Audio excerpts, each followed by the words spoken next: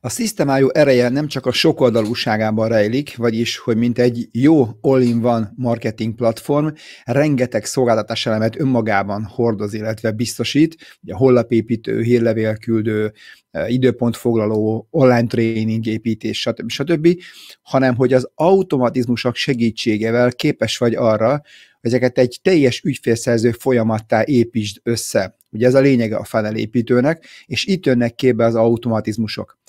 Nagyon sokan kérdezitek, hogy az automatizáció menüpont alatt található két funkció, a szabályok és a workflow, vagy magyarul munkafolyamatok között mi a különbség, melyiket mire használhatod. A szabályok létrehozása nem bonyolult. Mindig van egy bal oldala ennek a szabálynak vagy automatizmusnak, azaz egy esemény indító vagy más néven trigger, ami ha megtörténik, és ez már a jobb oldala ennek a szabálynak, akkor hajtson végre valamit, vagy valamilyen feladatokat. Nézzük tehát, legyen a feltétel például az, hogy valaki feliratkozik egy űrlapra, ezt kiválasztom magát a funnelt, mondjuk legyen ez a vállalkozói hibák funnel, ugye ez egy ingyenes csali termék vagy lead magnet, és annak mindjárt az első lépése ugye a landing oldalon megtörténik a feliratkozás. Ezen megvan a feltétel. És most jön az, hogy ha ez megtörténik, akkor mit csinálj? Ez az úgynevezett akció. És itt lehetőségek tárháza. Iratkozzon fel egy kampányra, azaz induljon el egy hírlevélsorozat, vagy lehetőség van, hogy csak egy adott e-mailt küldjön ki, esetleg vegye le egy kampányról. Tehát nem csak arra van lehetőségem, hogy valami elinduljon, hanem akár meg is tud szakítani, tud állítani bizonyos folyamatokat. Rakjon rá egy címkét, vagy mondjuk távolítson el. Képzeld el például, hogy ha valaki mondjuk vásárlóként jelenik meg ebbe a funnelben, tehát vesz valamit, akkor mindenképpen el kell távolítani az érdeklődő címkét, hiszen onnantól kezdve nem érdeklődő, viszont helyezze rá a vásárló címkét. Ez ugye fontos, mert a címkék, ezek a tegek azok, amik a kapcsolatainkat rendszerezhetővé teszik, tehát itt tudok keresni, szűrni majd ezek alapján, vagy hírleveleket küldeni. Aztán lehetséges, hogy feliratkozónak adjon hozzáférés egy adott tanfolyamhoz. Mondjuk meg is teszem, hogy adjon hozzá egy címkét, aztán ezzel egyidejűleg küldjön ki egy e-mailt, adjon hozzáférést neki egy tanfolyamhoz, és még további akciókat tudok hozzárendelni. Természetesen hozzárakom a megfelelő címkét, mondjuk, hogyha ez ugye egy vállalkozó hibák landing oldal, akkor értelmesen ezt a címkét, meg ugye még hozzárakhatok egy másik címkét is, akár többet is, mert hogy egyben megjelenik a rendszerben, mint érdeklődő, tehát itt hozzárakom még az érdeklődő címkét. Ugye ki tudom választani a korábban létrehozott e-mailek bármelyikét, vagy akár újat tudok kreálni, aztán iratkozzon be egy tanfolyamra, vagy adjon hozzáférést magyarosabban egy tanfolyamhoz, és itt ki tudom választani a korábban létrehozott kurzusaimat, még azt is meg tudom adni, hogy teljes hozzáférés kapjon, csepegtetett tartalom hozzáférés, tehát folyamatosan engedje rá időzítve az egyes leckéket vagy modulokat, vagy akár részleges hozzáférést, amikor lehetősége van arra, hogy mondjuk csak az első modulhoz kap hozzáférést, a többi az mondjuk már vásárláshoz kötött. Tehát így néz ki maga az automatizási szabály, és akkor nézzük meg, hogy ehhez képest a workflow az mennyivel szofisztikáltabb, mennyivel összetettebb, és több mindenre ad lehetőséget. És rajzolni fogok. Itt már, ahogy mondtam, egy folyamatról van szó, ezért itt maga a feltétel, a trigger, amit beállítok, az itt a folyamat indító pontja, olyan, mint egy dominó. Két nagyon fontos különbség van az előbb beállított, illetve látott automatizási szabályokhoz képest. Az egyik az, hogy az egyes akciókat el tudom tolni időben. Tehát meg tudom adni neki azt, hogy itt azonnal mondjuk küldjön ki egy levelet, de utána várjon mondjuk 2 napot, és utána küldje ki a következő levelet. Tehát megvan a lehetőségem arra, hogy késleltetést alkalmazzak az egyes akcióknál. De mi van akkor, hogyha egy konkrét eseményhez kötődik ez a workflow, tehát van egy webinár adott időpontban, akkor nem lehet beállítani egy plusz 2 nap, hiszen nem tudjuk, mikor iratkozik föl. Ezért ebben az esetben nem úgynevezett relatív időzítést használok, vagyis azt mondom, hogy 2 nappal később, hanem megadom a dátumot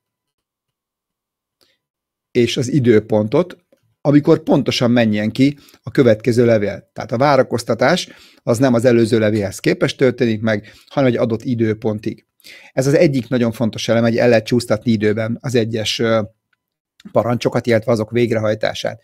A másik pedig az, hogy feltételeket lehet itt megadni, tehát meg lehet vizsgáltatni a rendszerrel azt, hogy az adott levelet megnyitotta az adott felhasználó például, vagy sem, és innentől kezdve jön egy elágazás. Hogyha levelet nem nyitotta meg, akkor küldjön ki egy ismétlő levelet azzal a tárgyrovattal, hogy hát lehet, hogy elkerült a figyelmedet, elküldöm neked még egyszer, mert ez fontos információ, viszont ha megnyitotta a levelet, de akár azt is meg tudom határozni, hogy mondjuk kattintott a benne található linkre, és letöltötte egy anyagot, vagy megtekintette egy videót, akkor viszont menjen ki egy olyan levél, és ez nyilván eltérő az előzőtől, hogy remélem, hogy tetszett, érdekel a véleményed, esetleg ha szeretnél tovább lépni, akkor ilyen és ilyen lehetőségek vannak erre.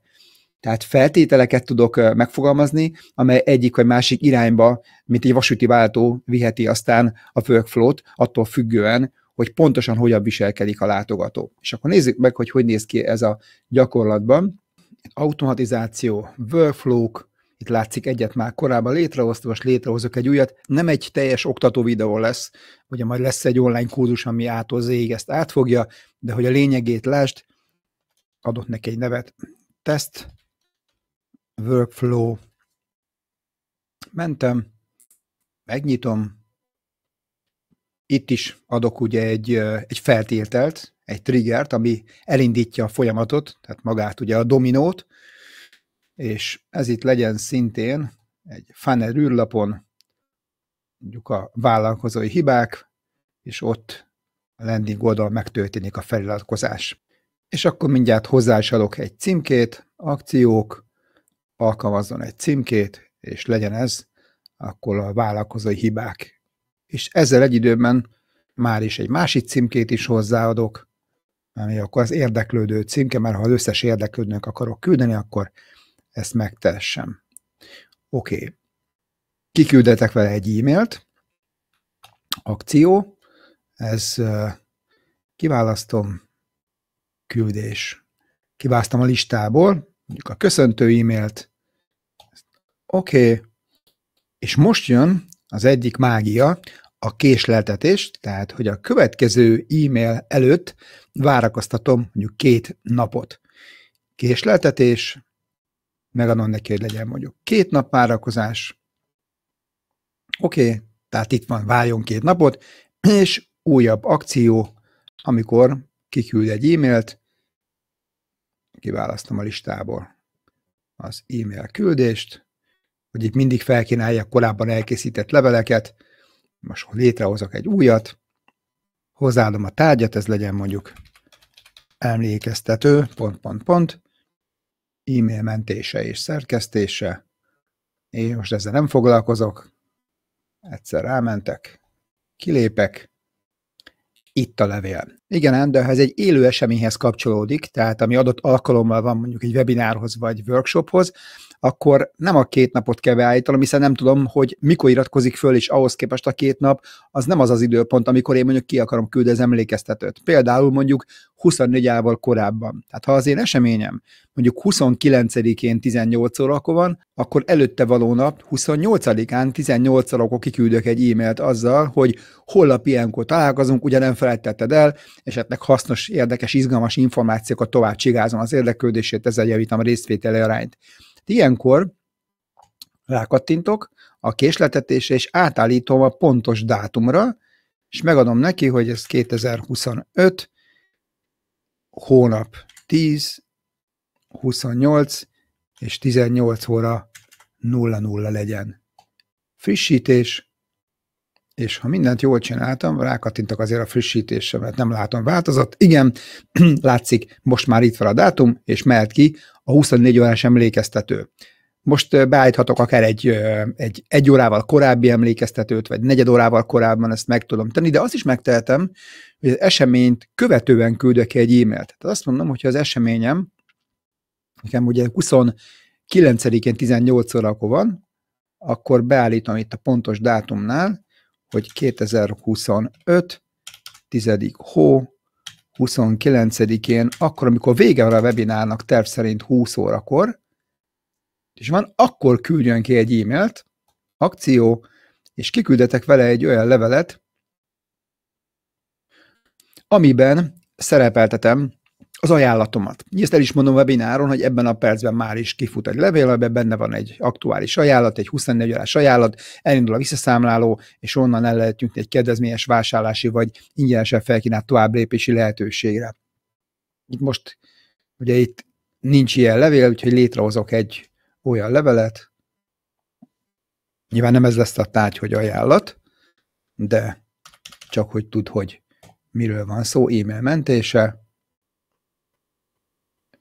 Most a tartalmát sem fogalmazom meg, csak kilépek, és íme itt kiküld az ajánlatot. Így lehet tehát létrehozni egy workflow-t, és egy folyamatot építeni időben eltolt lépésekből. A másik eleme pedig az a workflow-nak, amit nem tud a sima szabálykezelő, hogy feltételeket tudok megfogalmazni. Tehát, hogyha kiment egy e-mail, akkor meg tudom például vizsgálni azt, és itt jön egy olyan lépés, hogy döntés, hogy az adott levelet megnyitott-e a látogató, vagy sem. Rengeteg egyéb feltételt meg tudok vizsgálni, tehát azt, hogy rajta van a címke, nincs rajta, kattintott a levélbe található linkre, vagy nem. Tehát most azt mondom, hogy ha az e-mailt megnyitotta, és itt kiválasztom az e-mailt, ugye akkor az ajánlat e-mail, itt van tehát a feltétel, ami vagy teljesül, vagy sem, tehát vagy megnyitja a levelet, vagy nem. Viszont mindenképpen tegyünk elé még itt egy várakozást, tehát adjunk neki időt arra, itt beállítjuk a késletetést, mondjuk itt már beállíthatom, hogy 2 nap a levél kiküldését követően, tehát kiment az ajánlatom, teljen el 2 nap, és utána megvizsgálja, hogy megnyitotta a levelemet, vagy nem. Hogyha nem nyitotta meg, akkor itt létrehozok egy új akciót, azaz küldjön ki egy olyan levelet, ami egy emlékeztető levél lesz, tehát felhívja a figyelmet arra, hogy 2 napja küldtem az ajánlatot, lehet, hogy nem volt időd megnézni, vagy elküldte a figyelmedet, de mindenképpen javaslom megnézni, mert le fogsz maradni róla. Jó, tehát itt klasszikusan megint csak azt mondod, hogy küldj e-mailt, és vagy kiválasztod, vagy itt már létrehozod, hiszen egy olyan levélről lesz szó, ami egy emlékeztető levél. Most én ezt beállítom, ezt az emlékeztetőt, de tudjuk, hogy ez egy másik emlékeztető, az a webinárra emlékeztet, itt pedig arra, hogy kiment egy ajánlat. Úgyhogy csak azért lásd, hogy megadtam az adott feltételhez társuló levelet, itt pedig létrehozok egy másik levelet, tudom, hogy mennyit az ajánlatomat, de mondjuk még nem vásárolt, tehát itt meg tudom adni azt a feltételt is, hogy igen, megnézte az ajánlatot, és nincsen rajta még, tehát nincs megcímkézve.